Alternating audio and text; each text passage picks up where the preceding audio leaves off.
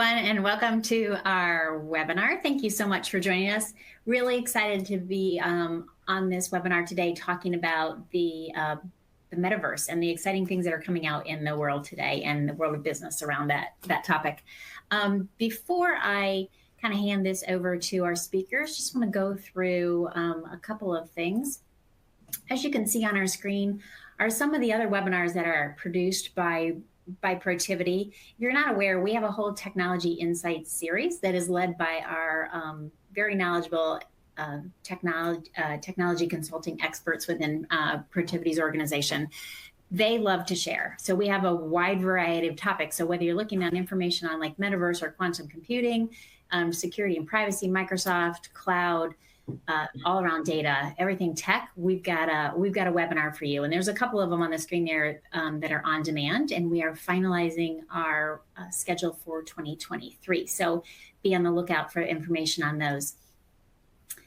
The whole series is about sharing. That's our whole goal, because we know regardless of what industry you're in or what size your organization is, right, tech touches everything. So our goal on those are to share new insights, new updates that are happening in the market, diverse perspectives, experiences as we're talking to different organizations, and what's working and what's not, and hopefully to share some information to help you create opportunities within your own organization and to solve business problems and ultimately, hopefully, help you grow.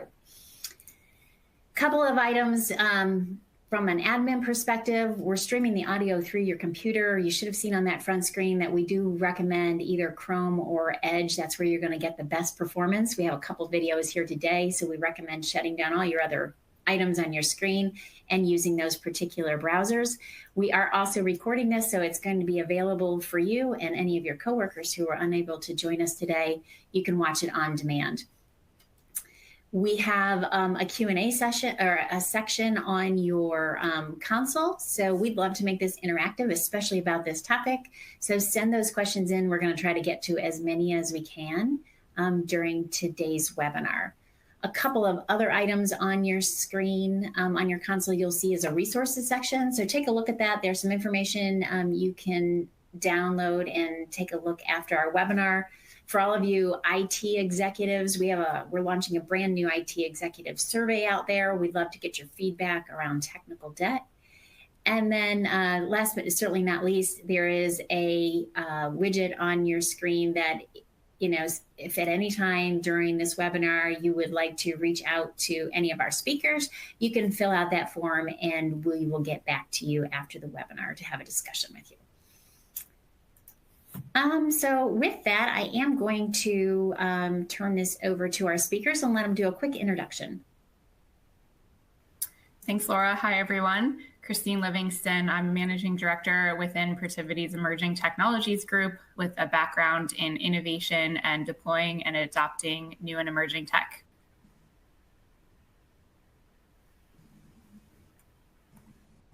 Hi, I'm Alex Weishaupt, and I'm a Managing Director of our Digital Experience Design offering at Protiviti. I've been lucky enough to spend most of my 20-plus year career applying digital design to solving thorny problems across marketing, CX, and operations, from incubating products through performance tuning of digital experiences and environments for many, many different types of businesses. Excited to talk with you all today. Hi, everyone. Lata Verghese. I'm a Managing Director responsible for driving Protiviti's efforts in digital assets and blockchain. I have a multi-decade career in technology services and in blockchain. Since 2016, it's been fascinating to see the maturation of the technology stack, where it used to be in the realm of private blockchains and experimentation back when I started in this space, to where people are looking to leverage public decentralized infrastructure to offer products and services. So excited to be on this webinar. And let's talk a little bit about what we're going to cover on this webinar today. Christine, Lata, and I are really looking forward to sharing with you today our perspective on how the metaverse is rapidly evolving to become a valuable engagement vehicle for a variety of innovative use cases across many different dimensions of an organization's business, from customer and employee engagement to operations and beyond. Today's webinar seeks to answer 4 questions. The first, what is the metaverse? We will use the first part of this session to provide a working definition of what the metaverse is, and by implication, what it isn't, to ground us in a shared working understanding of purpose and enabling technologies embedded within the term. The second is, what are the practical business applications in the metaverse today? In this webinar, we will showcase select examples of how businesses are already leveraging the metaverse today to create valuable interactions with and amongst people to address different types of business problems and opportunities in their organizations, using many or all of the enabling tools and tech to build experiences difficult to impossible to imagine prior to now. The third is, how is the metaverse and the applications of it evolving? We will provide our perspectives on what we see on the horizon. What are the emerging technologies, concepts, and engagement paradigms we at Protiviti are anticipating we will see within the 1 to 3 year future, and how they provide an opportunity to extend what businesses might be able to tackle and accomplish with the metaverse. And finally, we will share some hard-won lessons on how to get started in driving real, meaningful value with the metaverse based on our experiences initiating metaverse experiences with our clients and for ourselves at Protiviti. We have a lot to cover, but before we dive in,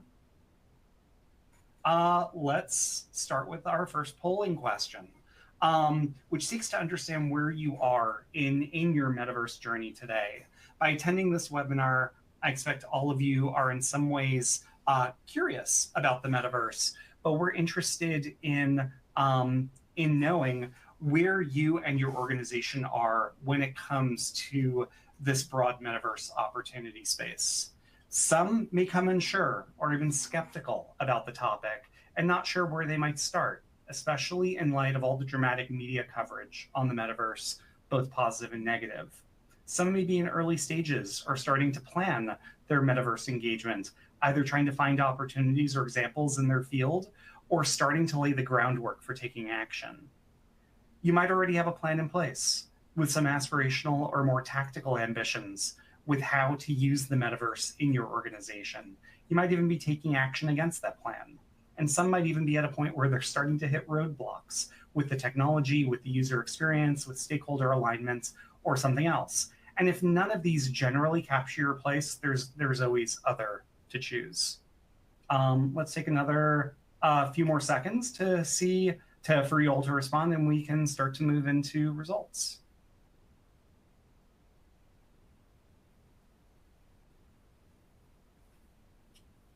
All right. We're pretty close to 100. I'd love to see one more person do their submission. There we go. Okay, for those of you who didn't, we're going to close the poll and move into the results. And so, kind of looking through, I'm not surprised to hear or to see that there's a group that are not sure where to start. My hope is, as you see the content that Christine Latta and I will talk about today, hopefully this will give you at least some starting points to think about how to begin your journey. I'm excited to see that a number of folks are researching, starting to plan, and even have a plan in place. Really excited to hear that folks aren't hearing challenges yet, but we will talk about some potential challenges, particularly the folks who are at the beginning may talk about. And then if there is anything interesting in those other categories, please make sure to add that into the Q&A, and we can see if we can address those through the session or at the end. And awesome. Before we dive too deep into talking about applications of the metaverse, we found it really useful to baseline on what we mean when we use this term, which has already accumulated a lot of baggage in the past year plus, from breathless predictions from analysts that this concept contains and will change everything, to more cynical takes about what and why it is. For many folks on this call, I expect the video that you're seeing is the type of interaction you think of when you think about the metaverse. The Oculus, now Meta Quest, the dual hand controllers, gaming, gyrations, virtual escapism, via virtual reality gaming. But importantly, this person, who should be coming up on the screen in a moment, is in the metaverse, is working in the metaverse. And by combining digital twinning with predictive models, machine vision, and data, progressive organizations are able to upgrade industrial spaces from the purely physical to environments enriched for navigation and context.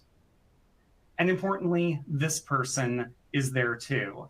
And we will increasingly see the metaverse used as a generative tool and collaboration platform for how we might change aspects of our world. Finding and working and new business models, all before committing to a specific course of action.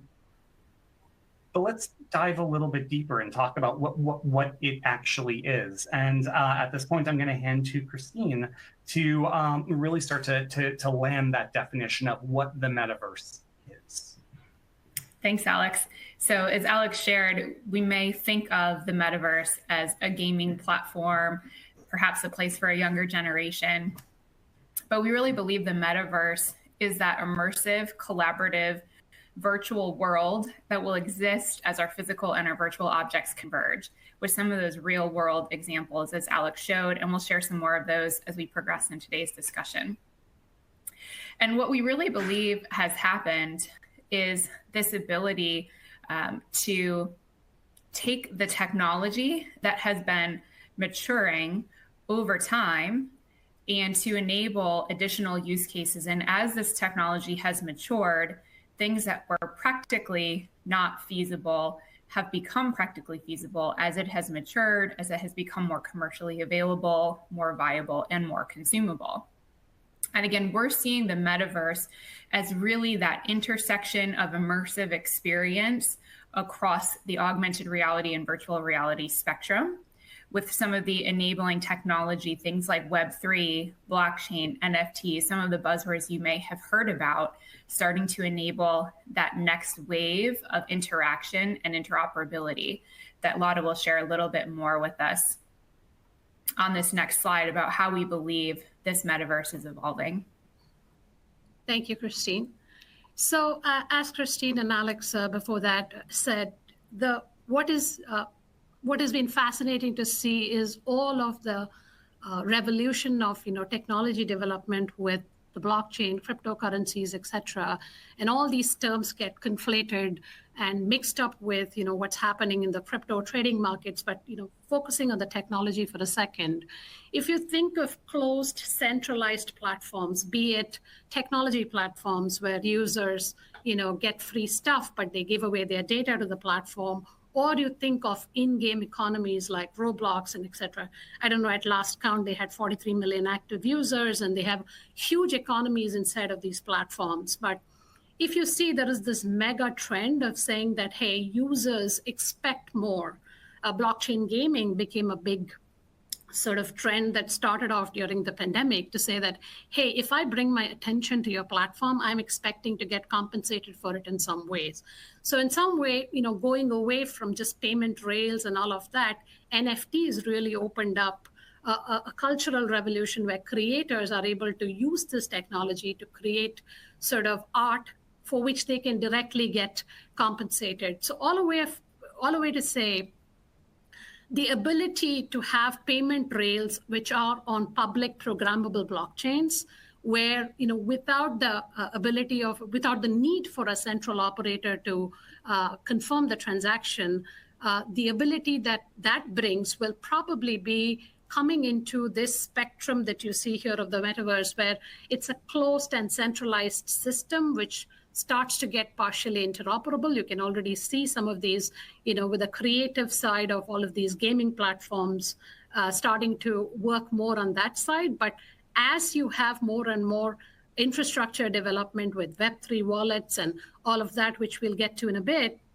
the ability for a user to have sovereignty over what they own, take their attention. So the wallet as being something that what you are, your identity, what you own, your assets, what you like, your NFTs, your interaction with brands, etc. The ability for users to opt in into these ecosystems and drive brands to meet them where they are. There's another very key aspect around generational use of these technologies, which we forget that, there is the generation that is coming now and interacting with these platforms will almost expect this 3D experience, as these worlds of AR, VR, and all of these technologies come together, they will start to expect more of a 3D experience for which you need public sort of infrastructure to power those interactions almost. So obviously, all of this still needs to mature. There needs to be safe ways to interact with this.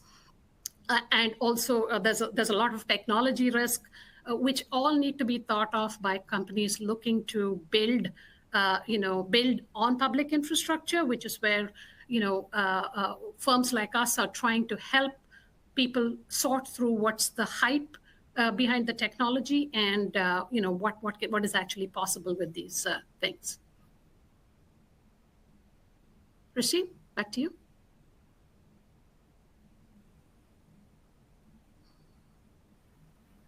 Thanks, Lata.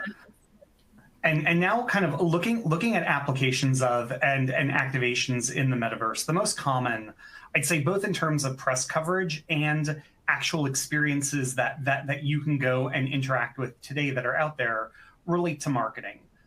Consumer brands have been early adopters of the metaverse, launching and developing many different environments and events aimed at engaging existing and new audiences on owned, partnered, and as Lata started to tee up a moment ago, decentralized platforms. A brand notable for their variety of marketing experiences is Gucci, the luxury goods brand. They've taken numerous metaverse programs, they've taken on numerous metaverse programs, from partnering with Roblox to build Gucci Town, a virtual open-air square where Roblox users can learn about products and heritage of the fashion house for the next generation of luxury shoppers, or maybe as likely their parents. They also embraced the decentralized metaverse to build an immersive concept store that showcases rare vintage Gucci pieces, fosters conversation across contemporary Gucci creators, and even last month offered digital collectibles for purchase. A little bit more on that later. The metaverse is also playing a strong emerging role in employee upskilling, providing new and interesting ways to foster activities like onboarding and skills development, training, and scenario-based problem solving. The 3D environment allows businesses to simulate their own environments, offices, shops, etc., or, as is shown in this example, to simulate products. Mercedes, the automobile manufacturer, has invested in AR-based metaverse experiences to upskill their service technicians in their dealerships.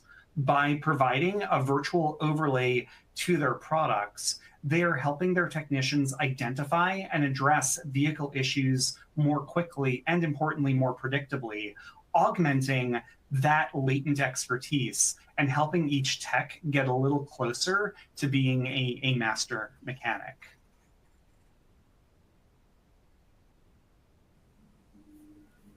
And as we look at really the opportunity for the metaverse in manufacturing, we're seeing some of that upskilling and training bleed over into manufacturing, where we're able to provide expert assistance. We're able to provide real-time guided build instructions as pieces are moving down a factory line or as they're troubleshooting the equipment. We're also seeing a lot of manufacturers look at the promise of the digital twin and how they may be able to increase their efficiency, reduce their costs, optimize their operations by simulation with that digital twin and the ability to interact and engage in that three-dimensional virtual world. And in this picture, you'll see BMW has created that simulation of one of their manufacturing facilities, one of their lines, and they're able to simulate what may happen in that particular environment prior to pushing things to their production floor. So it's really exciting to see these applications. We've seen cosmetic companies looking to provide similar assistance to their assembly line workers as they're able to troubleshoot and call an expert real time, and that expert can see what they're seeing as well.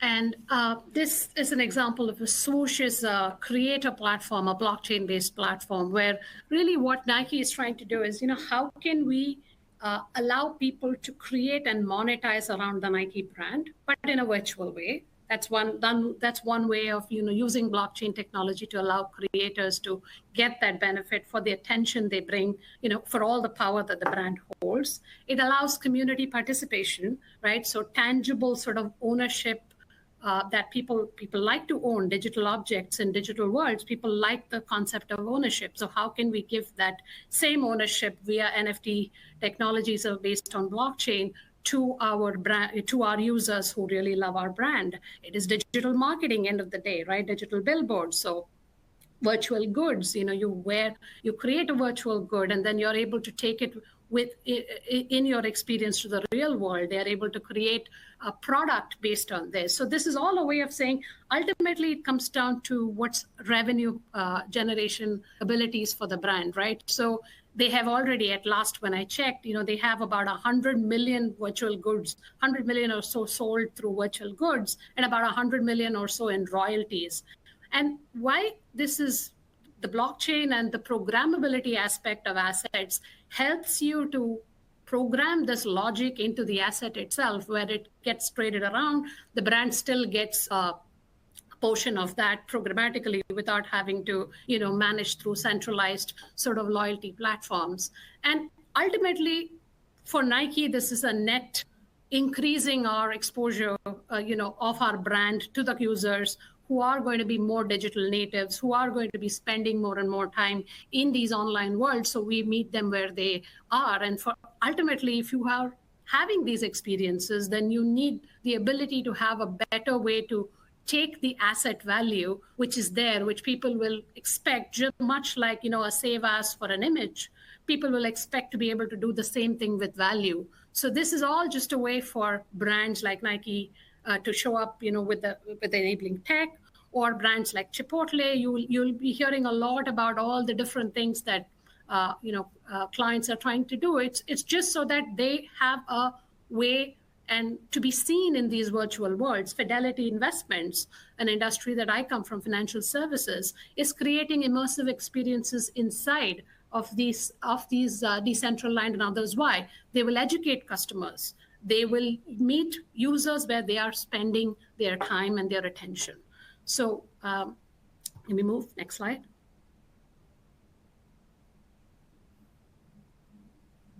So to enable all of this, right? So there's obviously blockchain technology, but you also need to resolve for, what is the connective tissue that brings these things together?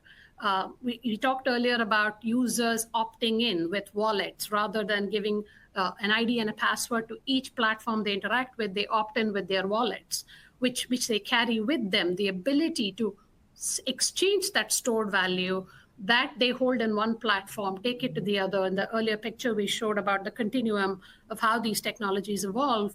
Now, to be able to do that, you obviously need infrastructure behind it all. And there are a number of companies that are developing those technologies. MetaMask, a self-custodied wallet, is very popular. There are platforms like OpenSea and others that allow you to take the assets that you have, and they create liquidity for a market for you to be able to trade those assets. There are decentralized exchanges like Uniswap where you're able to do the same. There are NFTs, which are very, which have great community around them. They're called the original OG NFTs, like CryptoPunks, which have such a fan following. They have the brand, they have the community around it. The brands are, willing to spend money on these platforms, these ecosystems. So it's an ability for people who have been early in the space, early adopters, to actually use some of these NFT assets to actually get loans and things like that.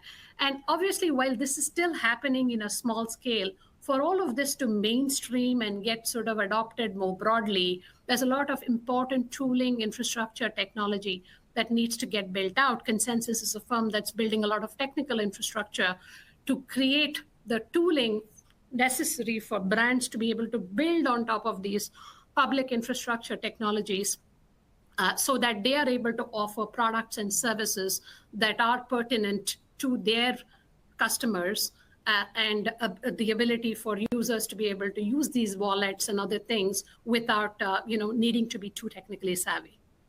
So all of it saying, this is just a small sample, and some of these names, come in and out of the news. There's a lot of impact that happens from what happens in the public speculative crypto trading market that gets translated, and somehow lots of the technical development around the value infrastructure that's happening in this parallel world kind of gets less sort of oxygen from the media, which is a pity, because this is really a public infrastructure that's being stood up from ground up, and brands and others who see that potential are definitely looking at how they can interact with that, with having thoughtful ways of engaging their brand, what they want to do with their customers, but using these enabling technologies. Because this space is moving at a much more rapid pace now than prior sort of waves of technology, where they were largely led by enterprise and governments, whereas this suite of technologies is being led more from consumers and other users. Can we move? Yeah.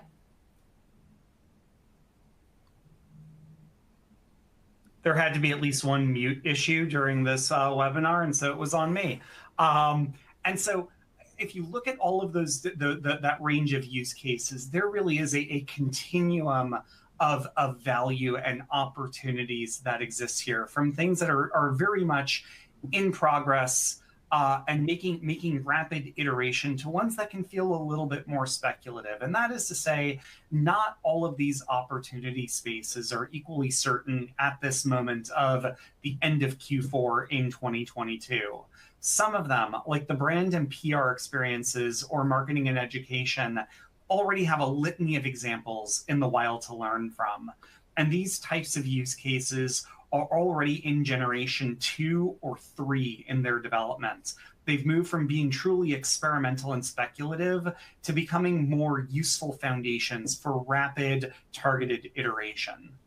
Customer and employee experiences, like the Mercedes example that was featured earlier, are, compared to the brand and PR experiences, comparatively nascent, because many of the use cases in that space require far more integrations across many different systems and data stores, making initial pilots a little more complex. When we start to move to the speculative side of that value continuum, we see areas like experience infrastructure, providing the public platforms and services that Lata talked about a moment ago, and the integration points for others to leverage in their metaverse experiences, and new business models as more opportunistic at the moment. There are a plethora of tech startups, as you saw from the logos earlier, and there are many more than what we had on the previous slide, that are developing the tools and the abstraction layers to make offerings in a metaverse context easier. But this isn't an area that we've seen quite as many enterprises dive deeply into, or established, I should say, enterprises diving deeply into yet. Importantly, the spectrum is not offered to say, focus on the left side and ignore the right, but instead to illustrate that opportunities towards the left are starting to develop more calculable ROI, that there are enough examples in the wild to develop an understanding of cost and expected return, and the opportunities aligned more on the right are a bit more blue sky, with the potential risk and reward that's associated with blue sky opportunities. All right, we're at polling question number 2. Because most of you, it sounds like from the earlier poll, are evaluating or have just gotten started on your metaverse journey, I'm interested in seeing where you believe the metaverse will have near-term impact in your organization. And if you think that there's more than one, I just ask you to choose the one that you think is potentially going to be the most impactful. As we talked about earlier, The metaverse has a lot of potential in the marketing and PR space, allowing much more inviting experiences than the 2D web. And those opportunities might be the most impactful spaces for your organization. Or maybe your organization would benefit from adding this to your operations toolkit, using it to plan and simulate key pieces of your operations or risk infrastructure before you commit to a certain course of action. It might help with employee engagement, deepening skills, or augmenting how employees can tackle tasks and functions today. Could it help your organization with commerce and sales from a B2B storefront, or enabling new ways to engage B2B prospects? Could you use it to explore adjacent or net new business opportunities, using the metaverse in this case as a simulation ground for your ideas, or even incubating a metaverse related proposition? And if it's other, and if you're at liberty to share, we'd love to hear a little bit about what you're doing in that space. Again, as long as there are no confidentiality clauses breached. Hopefully the last of you, I'd love to get another maybe 3 or 4 folks responding in the next few seconds, and then we can start to look at results.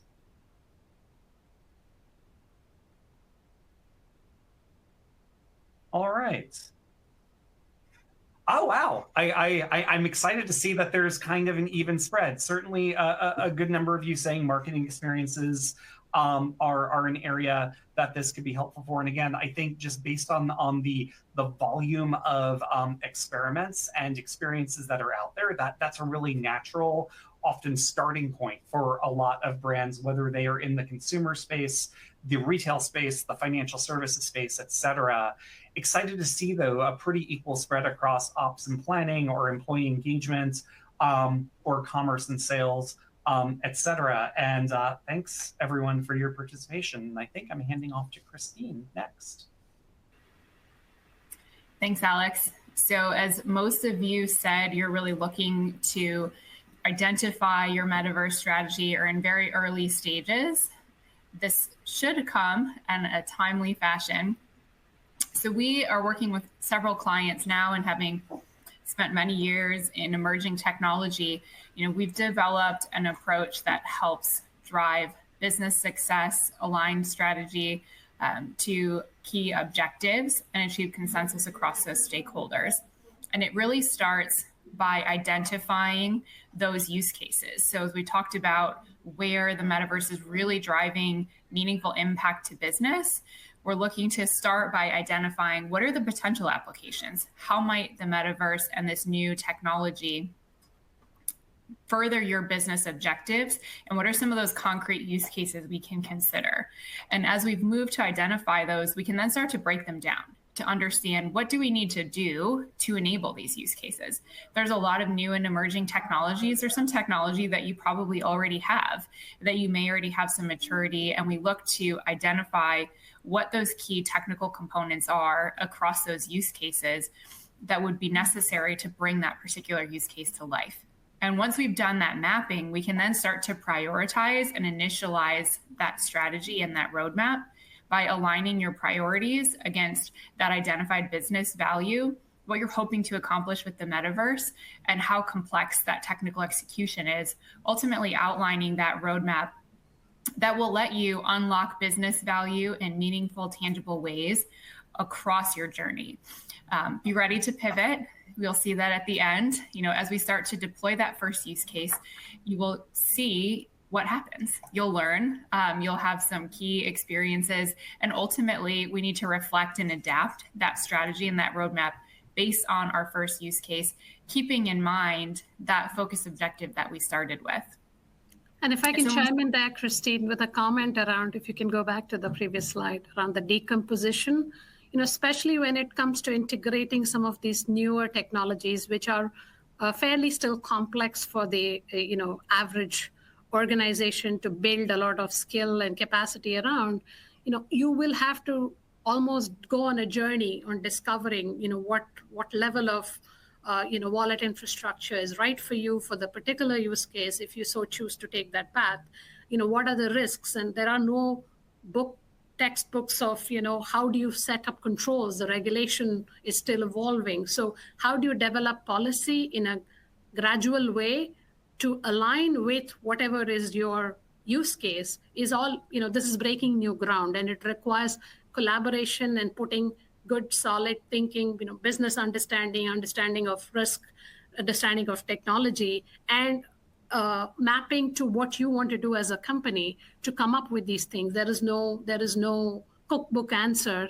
And this used to happen in the world of enterprise blockchain, where people were all looking to take new infrastructure and put it into existing processes. And then it was found to be very hard, very transformational, too many data issues, too many workflow issues. So if you have to learn some things from what happened with that world and position it on what's happening with wallet infrastructure, the approach is similar. It all comes down to what the use case is and what is the level of wallet infrastructure, what are the risks, and how do you get the broader organization sort of aligned and educated around that so that you're taking thoughtful steps as you take the journey. Sorry, Christine, back to you. Thanks, Lada.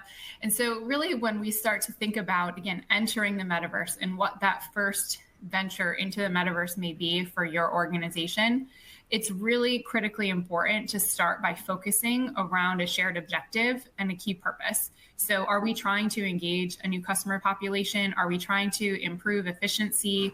Are we trying to unlock a new market? What are we actually trying to do? What's our objective for the metaverse? And to start to think about some of the known challenges in this particular space. How are we going to enable immersiveness? What level of immersiveness is required? Interoperability is a really tremendous challenge in this space right now, as is sovereignty. As you think about, what if I purchase real estate in one decentralized land that doesn't transfer or that doesn't end up being a winning platform? Do I look at a centralized or a decentralized application? Really understanding some of those key concepts around this technology is important, as well as, again, aligning to the business value and understanding based on that technology, the immersiveness, interoperability, and the sovereignty, what technology and what skills are you going to need as an organization to enable that? The regulatory environment is changing very, very quickly in this space. We'll touch on that when we talk about some of the risks in just a minute, but really want to talk a little bit more about where you think your organization will have the biggest challenge. So most of you said you're still working on defining your strategy, or you're just starting to research or plan. So are you thinking you're going to have challenges just identifying and aligning to a shared strategy and purpose objective for the metaverse? Is it looking at managing the risk associated with this new and emerging tech? How do I manage my brand, my reputation, the business side of things? We'll talk again a little bit more about those risks on the next slide. Is it the pure technology side? How do I actually develop the new skills and capabilities needed to unlock this technology?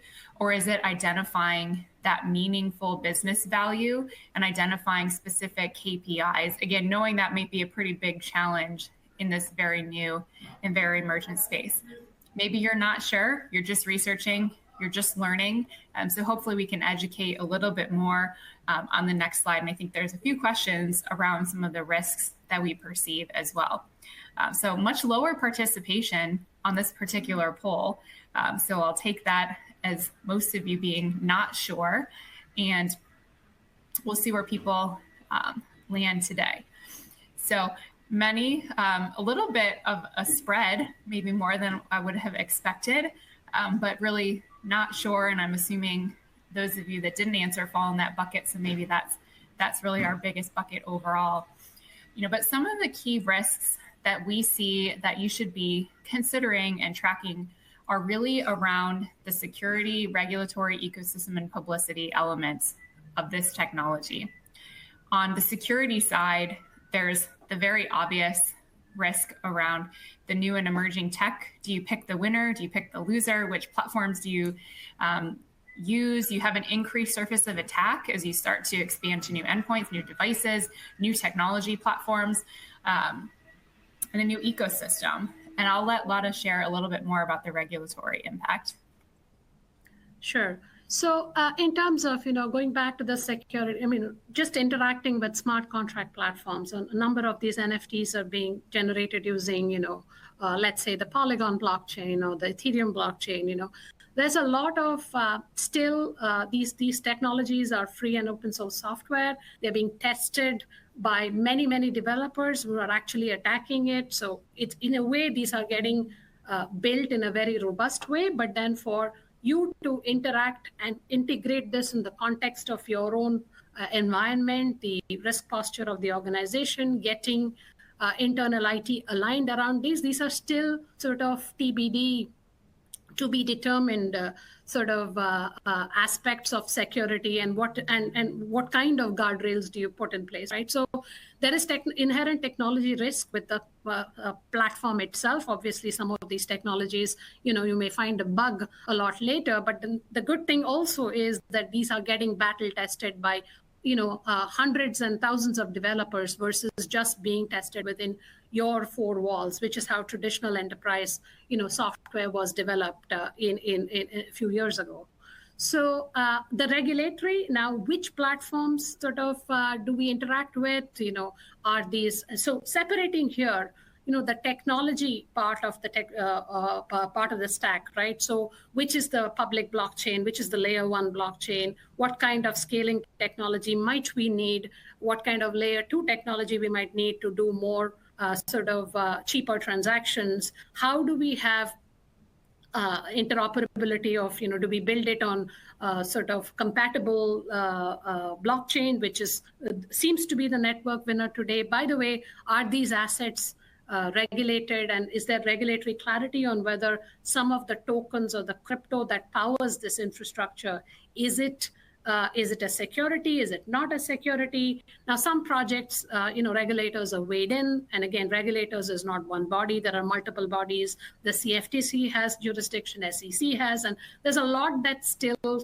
up in the air. So it will give enterprises pause as to, hey, are we using, but then think of it as, using a technology to learn and develop for yourself, and then decide, hey, if the technology doesn't live or, gets into a sticky situation, you are still able to use the learnings of how to interact with public infrastructure into whatever technology you then use. So yes, there is a rapid evolution of regulatory. It is not clear.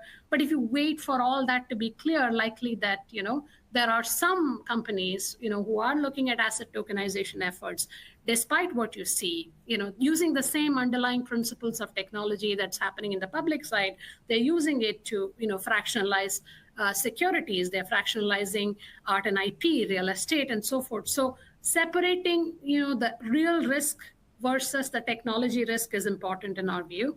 And obviously, when you have companies that are allowing access to these digital assets to retail and institutional investors, they play in different jurisdictions depending on, they're headquartered in different, depending on, where they feel that they will not get into a lot of trouble if that technology gets deemed to be a security or so forth. But all the way of saying, if you have, define the boundaries of what you are trying to do, there are ways around still interacting with these technologies and having valuable learnings as you develop the muscle and internal rhythm to be able to develop technology. And, actually, more importantly, it shouldn't be about the technology. It should be about what product and or service that you think you can do with this new infrastructure. One that I have to weigh in on too, that I personally love, is the publicity risk, right? So everyone has seen, obviously FTX has made major news, but there's also the other side of that coin, which is really brand relevance. And are you too slow to move? And I've seen circulating recently an interview that David Letterman did of Bill Gates in 1995, and he's laughing at him about how ridiculous this concept of the web is and the internet, and what is this thing we call the internet. And similar videos have emerged of, making fun of the iPhone. There's no keyboard. No one will ever use it. How is this ever possible? And so I think there's also that fine balance of how do you maintain relevance and realize that this likely is the future. It is coming, and you don't want to be the last one to move as well. Yeah. And so when we start sorry, just to chime in on that one, just like it's a generational thing, as I said earlier, right? You like to click, this is one of the thought leaders, my favorite example. People like to do save as, you have something on a social platform. You want to be able to take that picture. You want to be able to send it to X, Y, or Z. You just expect it. You don't expect friction. Those file formats, those consistencies have been worked out by the tech platforms over time. People are going to expect the same thing with the value. Everything's tokenizable, fractionalizable, tradable. And like it or not, that's the generation of users and that are coming into the world as they become adults. They're going to expect it. So whether you like it, you believe in it, your idea of what currency is, etc. There's so much changing that to try to predict the future, we'll always, we never bet against technology, but then having a way to have thoughtful, measured ways in which to interact with it, like, Christine was saying, no, don't declare anything dead, right? Enron wasn't the end of the energy industry, like Multicoin put out a nice tweet, and neither was, Lehman the end of the financial services industry, and the FTX collapse is not going to be the end of the crypto industry either. So publicity is there, but there are ways in which you can get ahead of it and sort of market your message about what you're trying to do with your users.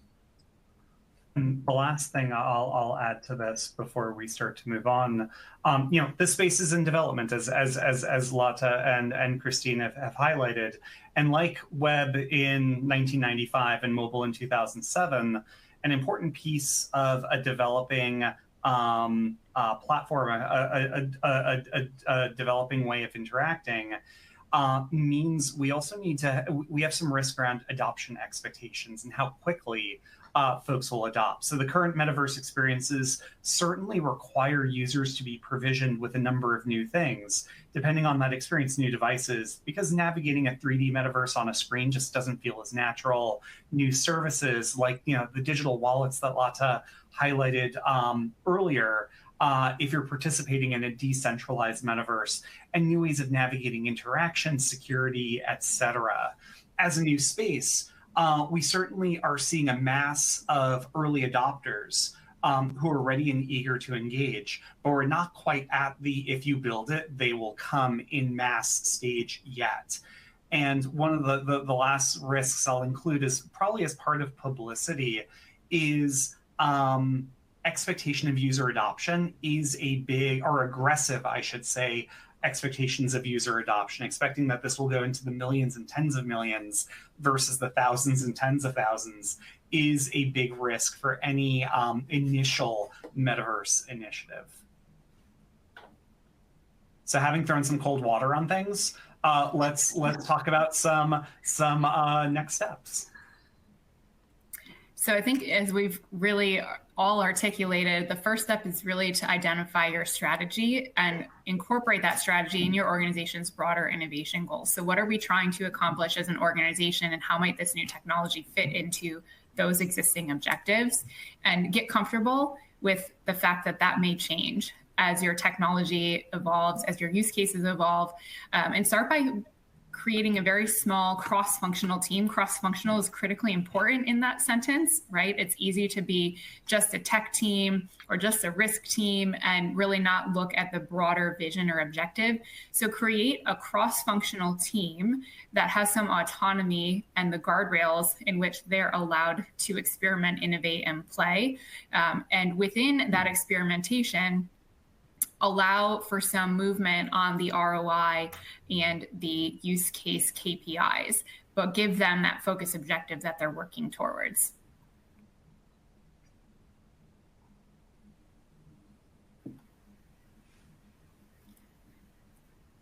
And then I think as we keep moving, it's really important, again, as you've got that cross-functional execution team, replicate that in your sponsorship team as well, right? Ensure that that team is properly supported, that there's a shared vision and a shared mission across the executive team, as well as the execution team. And as we talked about in our decomposition step, understand what the different technologies, the different integration points, the key processes that you may leverage ultimately to understand where and how this will intersect your existing technology infrastructure, as well as incorporate that into your risk assessment. Yeah, and to add to, if I take a look back at previous generations of technology, back in 2015, 16, people were putting out reports, and blockchain is going to disrupt capital markets. So it's going to disrupt a whole lot of intermediaries. There'll be $22 billion of cost takeout, from the capital market. So there was a lot of proclamations being made at the time, which didn't quite pan out because, trying to take old processes, old analog processes and fit them, just apply technology for the sake of technology doesn't work. But now there is a digital sort of commerce layer that is coming in addition to all of these technologies that Christine and Alex talked about. So it's a way for you to first, look at all the technologies that are available. And, many of these, unfortunately, when it is a technology-driven push, then it's always like, is this a solution looking for a problem? But that's not the right lens, in our opinion. You actually work with multiple technology partners. You actually learn what's there for yourself. But, work with partners, cultivate in-house talent too. So you are able to actually look at these and see, okay, what works, what doesn't work. And often you'll find that, what the partners say it does, it may not do it, and it will develop. It is the nature of the beast. So you can actually, but if you don't engage with it, saying that this is just hype that goes away, that's probably not going to happen, in our opinion. It's going to develop regardless of how you choose to interact and how much you choose to invest. But the risk of doing nothing, which we said in the case of enterprise blockchain, if you develop the muscle, you at least develop internal sort of understanding of these technologies, and then you have a broader set of people who can educate the broader organization around you, and you are then in a better way to decide what you want to do or not do. But don't ignore it because you don't understand it. That, in our view, is pretty dangerous for businesses to do.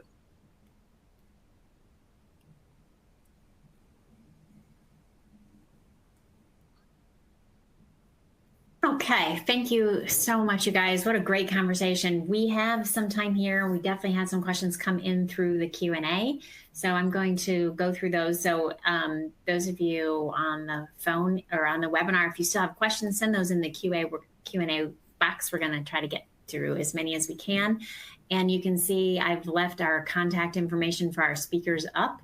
Once again, feel free to reach out to any of them. You see their email there. They also have their LinkedIn profiles, and you can check out their experience and touch base and connect with them. So as you guys look at that, I'm going to tee up a couple of questions. So, Christine, maybe this can go to you. They're saying one of the question came in about they're seeing questions from stakeholders on where is the actual ROI in metaverse initiatives, especially given that the tech platforms are so new. So can you share any types of information or strategy or insights for metaverse champions to show the leadership? Where is that value? How do you show that to them?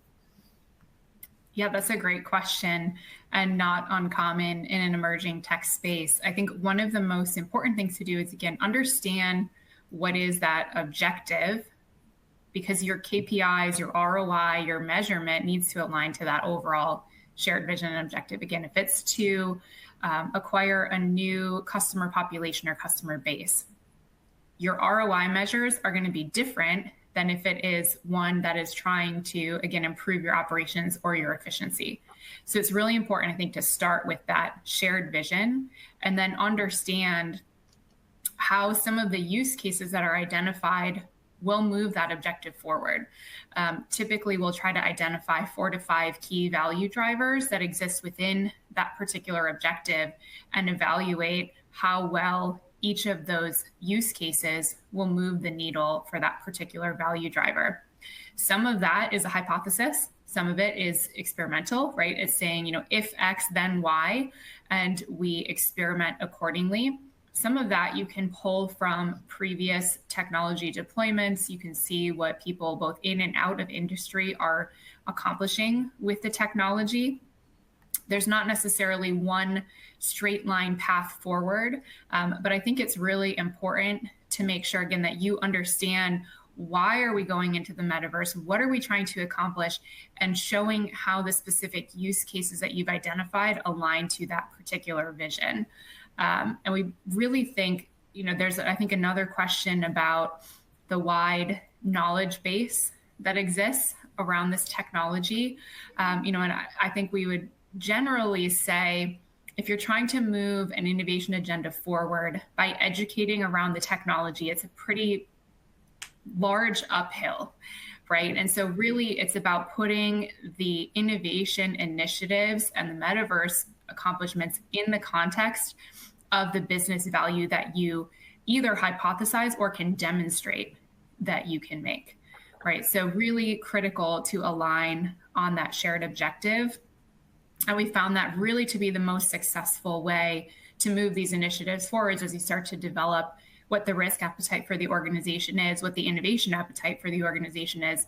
You can align those discrete use cases according to that perceived, estimated, or maybe, again, demonstrable value. Great, thank you.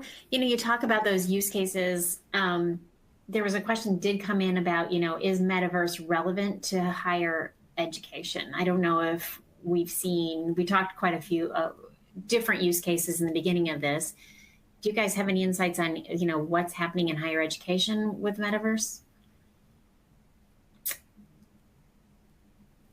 We can say no if none of you have seen that, but I think Alex, so I will say I haven't seen a large number of truly compelling use cases developed for exclusively for the higher education space yet. I've definitely seen examples of virtual classrooms and other kind of collaboration or presentation spaces similar to a 3D version of this webinar today, which can have some effect. You also get some interesting behaviors that can emerge in a virtual space that wouldn't be there in physical. But I do think it's one of those areas where when it comes to specific areas of education that may have to do more with subject matter, et cetera, there are, I think, a bunch of really, really interesting and dramatically useful use cases that I could imagine, from science to technology to history, a subject near and dear to my heart, that the environments that we're able to create could improve the educational outcomes for those going through undergrad or graduate education. Great. And kind of adding on to that, so of education, we're, still working to figure out what those use cases are. What industries do you think are grabbing onto this and seeing the most traction? Alex, do you have thoughts on that? Sure. I think the area that I'm definitely seeing the most amount of activity is in the retail brand space. So everything from consumer products through luxury goods, because those businesses rely on creating demand, creating inspiration, creating interaction in some way around both the product plus the brand that is behind it. There is a ton of work that is happening within that kind of that retail and CPG space that we're really excited to see. But I'd say, interestingly, an incredibly fast follow is in the financial services space. Lata highlighted earlier some work that Fidelity's been doing around education and customer interaction. There's been no shortage of experiences that JP Morgan Chase has released, as well as many, many other financial services brands, in trying to figure out how to engage with customers, how to engage with employees or partners or other elements of the human ecosystem that makes up those businesses. When we look at kind of other industry areas, we see automotive is a third one that, again, from a marketing PR, but also from a employee experiences perspective, we're seeing, and operations perspective, we're seeing a bunch of really interesting work. And those are just three that I can think of off the top of my head, where I'm seeing just the most number of notable examples that are both successfully out there and launched, but also have merited some not insignificant press around what they've been able to achieve. But Christina Lata, I don't know if you'd have anything to contribute in addition. Yeah, I think it's, if 3D experiences and kind of, moving between these experiences become a natural part of the new consumer's lifestyle, where they spend their time, where they take their attention, where they interact, where they work, where their social graphs are, etc. Likely that brands that are selling today to a certain type of customer want to continue to sell. So they will have to have some strategy of how they interact with that customer who's spending their time in those worlds.